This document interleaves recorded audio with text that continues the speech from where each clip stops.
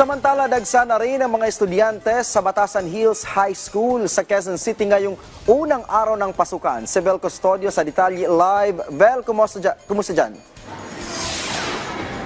Rise and shine, Ryan. All systems go na ang Batasan Hills National High School ngayong balik eskwela. 15,000 students ang naka-enroll dito sa Batasan Hills na isa sa may pinakamalaking populasyon sa Metro Manila.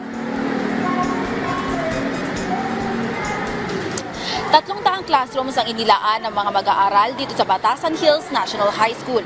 Ipinatutupad pa rin dito ang blended learning system upang makontrol ang dami ng mga mag-aaral at matiyak na matututukan ng mga estudyante. Ngayong umaga, face-to-face ang klase ng mga grade 10 students habang mamayang hapon naman naka-schedule ang mga grade 7 students.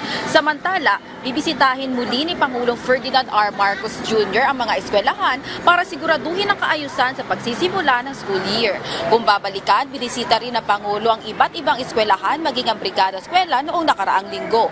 Nagpa-deliver na rin ng Department of Education na mahigit 33,500 laptops para sa mga guro at 5,000 non-teaching staff. Target ng kagawaran ng edukasyon na mabawasan ang administrative tasks sa mga guro by 57% alinsunod sa DepEd Order number 6. Positibo naman ang naging reaksyon ni ACT Teachers Party List Representative Franz Castro sa aksyon ng pamahalaan sa pag-hire ng mga bagong guro. More or less 60,000 ng mga teachers. So, it's good na merong 20,000 na mga teachers ay na-hire.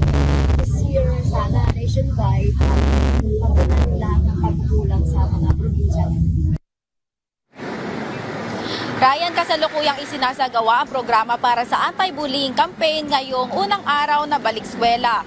Ngayon din ay nag-iikot ang PNP sa iba't ibang mga eskwelahan dito sa Quezon City sa pangunguna ni PNP Chief Police General Nicolas Torre III. Balik sa iyo, Ryan. Maraming salamat, Vel Custodio.